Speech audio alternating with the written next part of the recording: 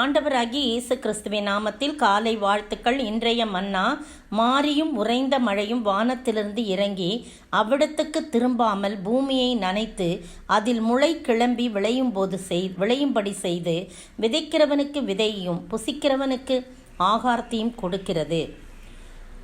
ஏசாயா 55:10. இந்த வசனம் முடியல, அந்த மாதிரி சொல்லிட்டு ஓமையாக சொல்லிட்டு அது எப்படியோ என்று சொல்லி அடுத்த வசனம் சொல்லுது. எப்படியோ கொடுக்கிறது, எப்படியோ அப்படியே என் வாயிலிருந்து புறப்படும் வசனமும் இருக்கும். அது வெறுமையாக என்னிடத்தில் திரும்பாமல் அது நான் விரும்புகிறதை செய்து நான் அதை அனுப்பின காரியமாகும்படி வாய்க்கும் என்று சொல்லப்பட்டிருக்கு. பாருங்க, அந்த மாரியும்னா மழை, உறைந்த மழை அப்படின்னு சொல்லும்போது அது பனியாக இருக்கிறது. ரெண்டுமே வானத்திலிருந்து இறங்கி திரும்பவும் மேலே போயிடாதபடி அவ்விடத்துக்கு திரும்பாமல் அது என்ன செஞ்சுட்டு போமா, பூமியை நனைத்து. முதலாக செய்கிறது பூமியை நினைக்க. பூமினா நம்மளை தான், நாம் தான். அப்படி பூமியை நனைத்து நமக்கு ஒரு ஆசீர்வாதத்தை, ஒரு செழிப்பை கட்டளை கொடுத்து முளை கிளம்பி அதில் முளை கிளம்பி விளையும்படி நாம் செழித்து வளரும்படியாக செய்து விதைக்கிறவனுக்கு, யார் விதை விதைக்கிறாங்களோ, விதைனா வசனம், அந்த விதைக்கிறவனுக்கு விதையும் புசிக்கிறவனுக்கு ஆகாரத்தையும் கொடுக்கிறது. எப்படியோ விதை விதைக்கப்படணும், வசனம் மற்றவர்களுக்கு கொடுக்கப்படணும். அதே மாதிரி நாமும் அந்த வசனத்தை உட்கொள்ள வேண்டும். அதற்கு தான் ஆகாரத்தை கொடுக்கிறது. எப்படியோ அப்படியே என் வாயிலிருந்து, ஆண்டவருடைய வாயிலிருந்து புறப்படும் வசனமும் இருக்கும். அது வெறுமையாக என்கிட்ட வராது. நான் ஒன்ஸ் விதைச்சிட்டேன்னா அது வெறுமையாக வராது. அது நான் என்ன நினச்சி விதைச்சனோ அதை செய்து முடிச்சுட்டு தான் அது அந்த காரியம் வாய்க்கும்படி செய்யும்னு சொல்லிடுது. எனவே கர்த்தருடைய வசனம் வெறுமையாய் திரும்பாது. எனவே பேசும்போது கர்த்தருடைய வசனத்தை பயன்படுத்தி பேசுவோமா. எப்படி ஆண்டவர் பிசாசு சோதிக்கும் போது வசனத்தினாலே அவனை ஜெயித்தானோ, அது போல நம்ம வசனத்தை பயன்படுத்தணும். அநேகருக்கு கர்த்தருடைய வசனத்தை கூறணும், சொல்லணும், நம்மளும் பயன்படுத்தணும், அதை சொல்லணும். அந்த மாதிரி செய்கிறவங்களுக்கு அப்படி போதிக்கிறவங்களுக்கு, வசனம் போதிக்கிறவங்களுக்கும் நம்ம என்ன பண்ணோம், ஹெல்ப் பண்ணோம். அடுத்தது பார்த்திங்கன்னா, கர்த்தருடைய வசனத்தை ஏற்றுக்கொள்ளும்போது அதில் கூறப்பட்ட ரட்சிப்பு, போராட்டங்களில் வெற்றி, தேவைகள் சந்திக்கப்படுதல், நோய்கள் குணமாகுதல், வழி பாதை காட்டுதல், இப்படி பல காரியங்கள் அந்த வசனம் நமக்கு சொல்லிக் கொடுக்குதா.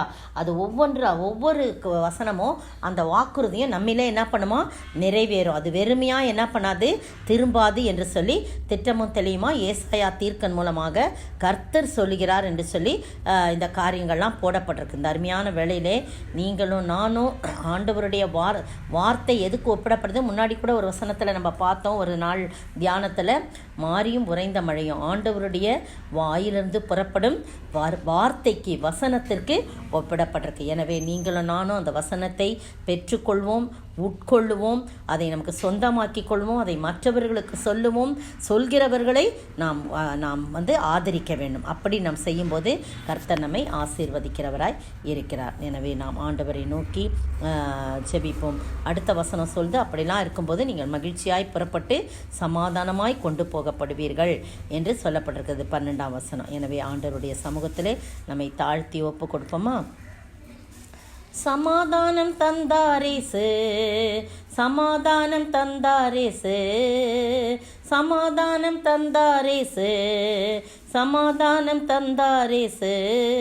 துதிப்பாடல் நான் பாடி இயேசுவையே போற்றி என்றென்றும் வாழ்ந்திடுவோம். துதிப்பாடல் நான் பாடி இயேசுவையே போற்றி என்றென்றும் வாழ்த்திடுவோம். அல்லேலூயா ஆமென், அல்லேலூயா, அல்லேலூயா ஆமென், அல்லேலூயா, அல்லேலூயா ஆமென், அல்லேலூயா, அல்லேலூயா ஆமென், அல்லேலூயா. ஸ்தோத்திரிக்க ஆண்டவரே.